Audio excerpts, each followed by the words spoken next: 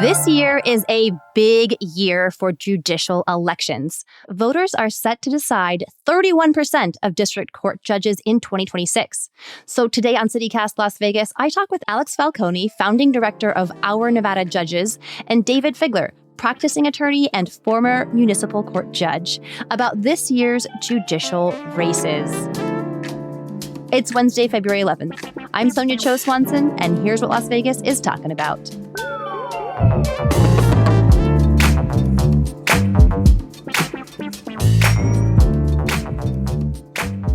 Okay, so the filing deadlines have passed, the slate of judicial candidates are up, but it's kind of got me wondering, I'd love to hear from both of you on this, why do we elect some judges and appoint others? In Nevada, judges are appointed by the Commission on Judicial Selection, and it is not something that occurs routinely.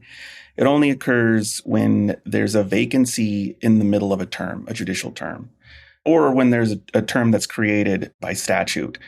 Every now and then, a judge will resign, or they'll get elected to another seat, and they'll have to abandon the seat they were in before. A judge might pass away, or the legislature might create a new seat, and that triggers the appointment process in Nevada. But by and large, our judges are pretty much all elected, is what you're saying. Yes. So why does Nevada love electing judges? Why do we elect them? Well, that's a topic that is actually controversial to a degree. There has been movements to move away from elected judges, have these various hybrid systems that exist throughout the country where a select panel of experts sort of screens and gets a slate of judges that are then advanced to whatever appointing authority it might be. Could be the governor, could be the county commission, et cetera, and then have a retention vote. That's one method. That sounds really complicated. Yeah, a little bit. But, some people prefer that. Other people say, well, judges, like any other person in authority, should be subject to the will of the voters, and it should be competitive because that's how you get the best judges. There's a lot of pros and cons on both sides, but we are indeed a community that elects our judges, and which also allows our judges to do fundraising from lawyers and corporations, et cetera, et cetera, et cetera. What I was going to say next, David, because it does seem to me like, the judiciary is, of course, this revered institution, cough, cough, that is impartial and above the law. What is it? The blindfolded justice, image that stands in front of the courthouse statue. So we want our judges to be impartial and shielded from, the vagaries of partisan politics. Maybe they shouldn't take campaign donations from people who could appear before them in court. So I don't know, does an election kind of sully the process? Well, there's definitely arguments that it does, and there's also definitely case law on it, because I know that lawyers have tried to disqualify judges because of the donations. But just the fact that they get donations is not enough of a reason to remove them. But there does appear to be some authority there that if it crosses some line, that it becomes a problem. I've been doing this for a long time, and when I first started, I really liked the election process, and I did not trust the appointment process. Later on, I switched my opinion, and I started to become more in favor of the appointment process. Why is that? Well, because of the observations that you guys have mentioned, that there appears to be undue influence on the bench. But after a few more years, I came to the conclusion that I think that our system benefits from having both. I really do. I'm sincere in that. I think that Nevada benefits from having both an election and an appointment system. And I know that there's these cases where, for example, these disgraced judges like Judge Halverson that are like an example against the election process. But then there's also some other cases like District Court Judge David Humke, which was appointed and was another serious problem up in the 2nd Judicial District. And these are both people who sort of maybe potentially unduly influenced by moneyed interests? No, it was more about competence and scandal. And, there are plenty of judges in the history of, especially Las Vegas, who have had to kind of leave the bench in disgrace because of various things, or who were essentially called out by higher courts, sometimes a little too late. What Alex and our Nevada judges do is really trying to communicate the current history of every judge so that there is more voter information because, we are an election society. Look, Alex is aligned with people as famous as former Supreme Court Justice Sandra Day O'Connor, who came to Nevada trying to advocate for a change in the way that judges become judges. Wow. And that really failed, despite some other things. And you could look at like scandals that have been reported extensively by like the LA Times and others, about the influence in Nevada. But, in this election cycle, despite the fact that there's groups out there like Alex's that are trying to get more information to the voters, it really does come down to a popularity contest often, or just a familiar looking name. There's not a lot of information for a number of different reasons that we're probably going to talk about. Yeah. Well, why? Why is that? Why isn't there enough information out there about judicial candidates? When I was, when I created our Nevada Judges, I was actually quite shocked that there was nothing out there statistically on how often judges get overturned. And the reason why is because I was in college as a software engineer representing myself in a family court case because I was too poor to hire an attorney. And I filed a bunch of appeals in the Supreme Court without a lawyer, and I won 5 of them. So after I won 5 appeals, without any legal training whatsoever, I thought to myself, there has to be some kind of database out there that keeps track of these mistakes. And I was quite surprised to see that there wasn't one. So when I graduated and I got a bachelor's degree in computer science and engineering, I decided the first website that I was going to make was our Nevada Judges, and it was going to have all of the appellate dispositions from the Supreme Court so that I guess voters, but even just anyone could just see that anyone interfacing with the court system. Right, that there's actually numbers out there on how often a particular judge is being overturned versus upheld. I mean, there was even an opinion that Justice Hardesty authored where he put a giant footnote in there about District Court Judge Doug Smith making so many mistakes that it was like he wasn't even trying to learn from his errors. Wow. And it turned into this because of all of the support and the collaboration with not only other media entities, but also the bench and the bar. Yeah. So this is an accountability project, essentially. Like you're trying to hold judges to some form of accountability. Initially, it was definitely an accountability project, and it was very focused on elections. Later on, I changed the mission to bridging the gap between the public and the judiciary. It became more of a project that sought to create understanding between the general public and the bench. And we incorporated 2 years ago and formalized that mission. So some people will call us a watchdog or a family court group, but we're really there for the entire court system. And we're there not just for the election, but we're there all the time. We're there to be an institution that educates and informs the public. And it is one really important, but not the only metric, is the reversal rate. And sometimes it's so nuanced, it's really hard to convey to, people who are lay people and don't understand sort of some of the nuances of the law and how it's applied. But it's an important metric. It's really an important metric. And when you say a reversal rate, this means how many of a judge's decisions end up being overturned, almost like their batting average, kind of, right? In a lot of ways. And then also the reasons, like did they violate the constitutional rights of the defendant in a case? Did they make bad rulings on the law in civil matters? Reversal means typically that it gets sent back and has to be done over again, which is, great time and expense, not just to litigants, but the system itself. But, there's other metrics that are out there. And, having conversations with judges and potential judicial candidates is one way to do it. But on the other hand, there's these things called judicial canons, and a lot of judges and candidates, I don't want to say hide behind them, but are overly cautious in the kind of information that they convey to the public because they don't want to get in trouble. There's a list of... When you say judicial canons, what do you mean by that? That's rules that dictate what a judge can and theoretically cannot say in support of their own candidacy or just in general. Yeah.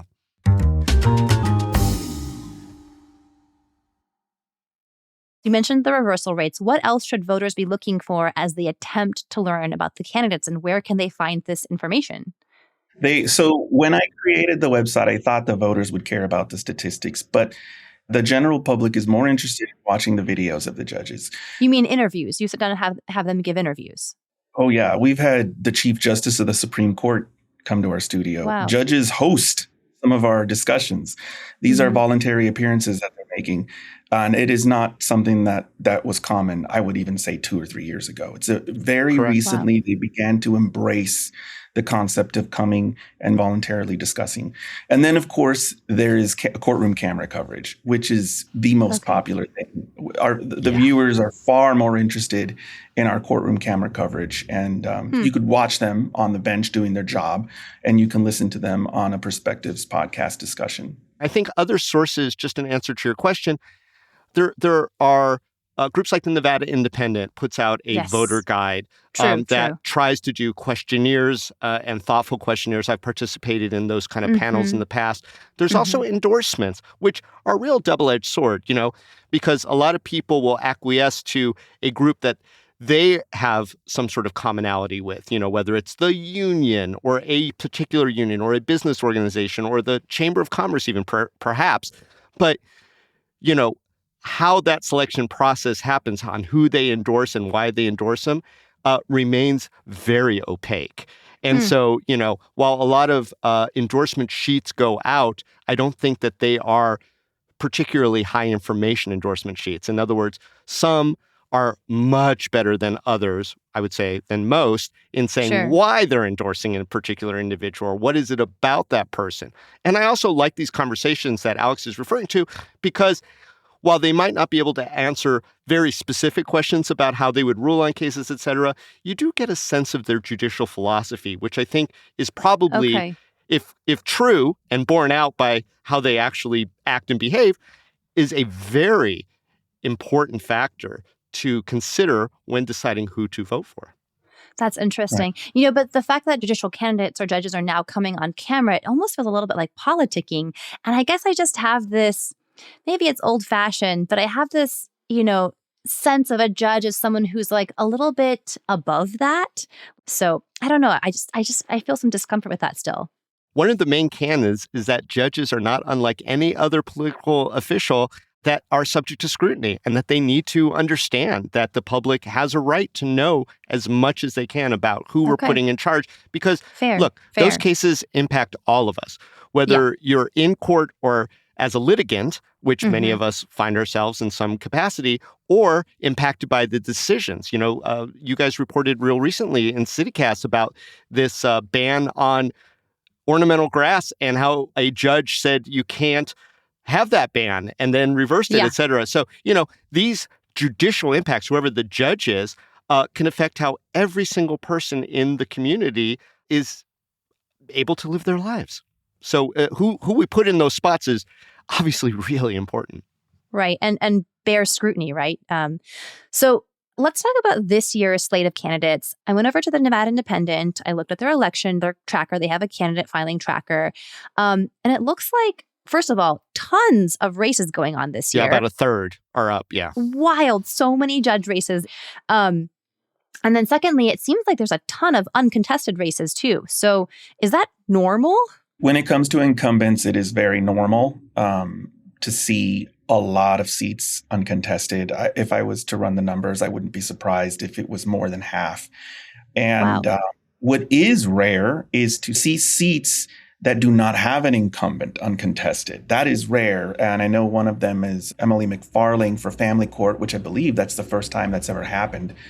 Actually, her and another candidate in Reno are the first two that are going to win an uncontested seat, even though they're not incumbents. That is pretty rare. Mm-hmm.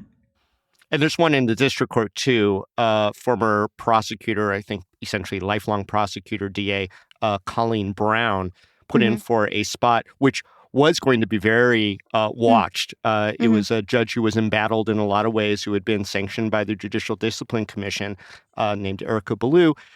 Judge Ballou opted not to run for re-election. That made that an open seat. The DA, Colleen Brown, filed. Full disclosure, I've obviously worked with her. I know who she is. I would consider us to be friendly. Filed, and no one filed against her, which is also, like Alex says, a very unprecedented. But, the other thing that I want to answer the question is like why so many incumbents are not facing a challenge. They are politicians who have war chests. And a lot of people might take a look at how much money they have raised and not want to get into it.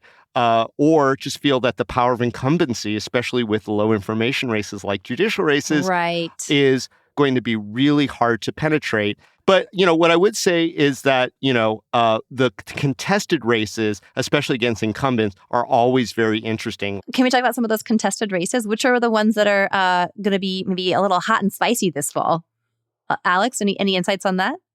Well, there is the Judge Paul Gaudet versus Judge Carrie Maxey case because he was the incumbent and then she ousted him in the prior election and now he's running against her in an effort to get back. A rematch, yes. And to me it's not so simple as just a comparison of who won last time. Both of the candidates have positives and negatives about them. I don't think it's obvious which of the two should win. The voters should probably look into both of them because they both have qualities about them that are pretty level. Well, let me throw another one out, Alex, and I'm very interested to hear your thoughts on it because your group is very much for transparency and the access to media and have some landmark cases in Nevada that you initiated. So I want to talk about the Judge Jessica Peterson race. So Judge Jessica Peterson might be familiar to CityCast listeners because recently she was reversed almost instantly by the Nevada Supreme Court for her attempts to keep the RJ out of a recent trial involving the former actor from Dances with Wolves and his purported abusive sex cult. So, she tried to keep one of the RJ reporters out because he wouldn't follow her specific rules.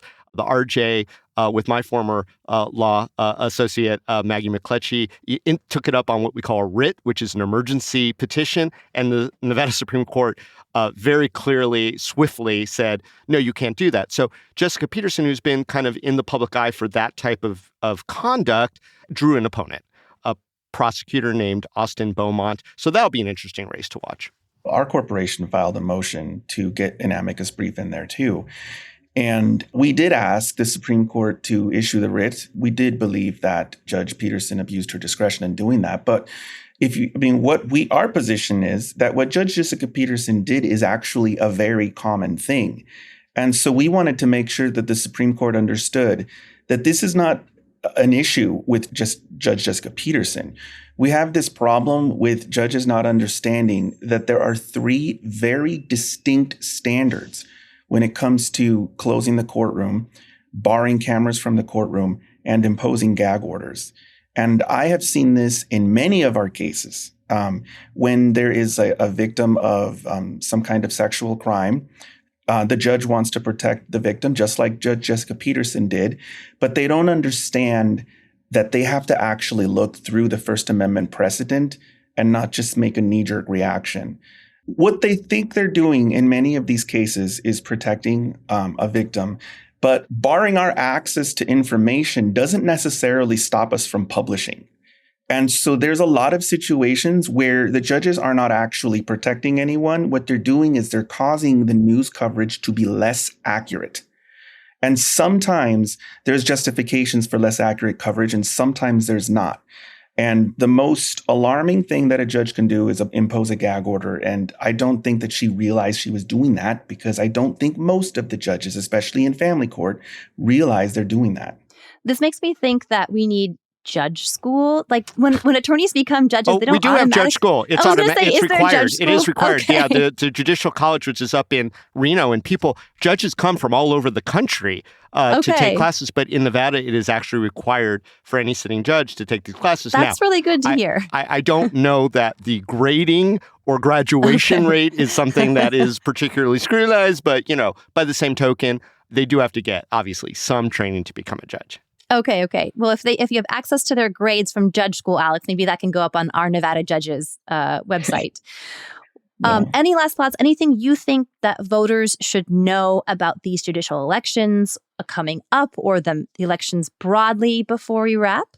That they should pay attention, that their vote matters as much as the government and the Commission on Judicial Selection are fantastic at appointing some highly qualified judges. Sometimes the government is not the best when it comes to removing them. And there are these rare situations where we really do need the voters to get involved and remove a judge. Because when I look back at my numbers, most judges are not removed by the Commission on Judicial Discipline. They're removed by the electorate. I would also, point out, it is incumbent, no pun intended, upon voters to seek out that information because it is not as delivered, if you will, Sonia, as people running for even your state assembly office, Right. But, in the district courts where I kind of keep my eyes open, there are 9 contested races. And I think that the most interesting thing is who decided to run against an incumbent and why that particular department. Like some you understand, like we mentioned the Jessica Peterson, she's in the news, it's controversial. I wouldn't imagine that somebody who wanted to be a judge would think that that would be a good spot to run on a perhaps principal campaign.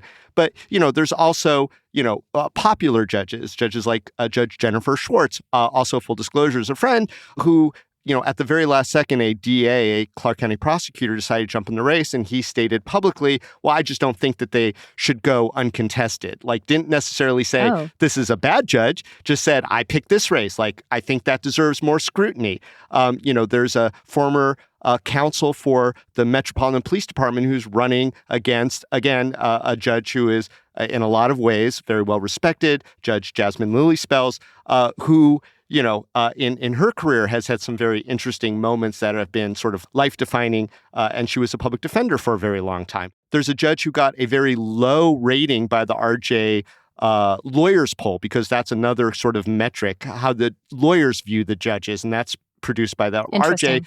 And that judge is facing an opponent. So, looking through those 9 races, that's not like too hard to put your head around. It's a lot less than, 31 or whatever, Right. And so I would encourage people to do the hard work, which is, again, hard work. Yeah. But find out as much as they can, not just about the incumbent and how well they did and how well they were regarded by other lawyers, et cetera. The reversal rates are very important too, but why the incumbents are being challenged by those particular candidates. Absolutely. Right.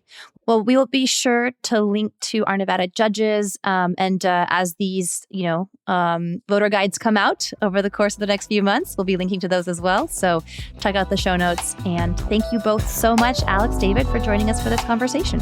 My pleasure. Thanks.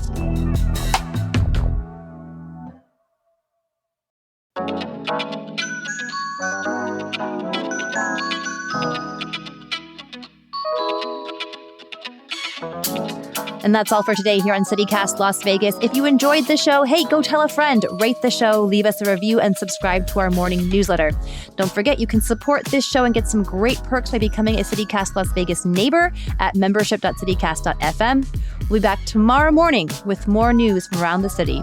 Take care.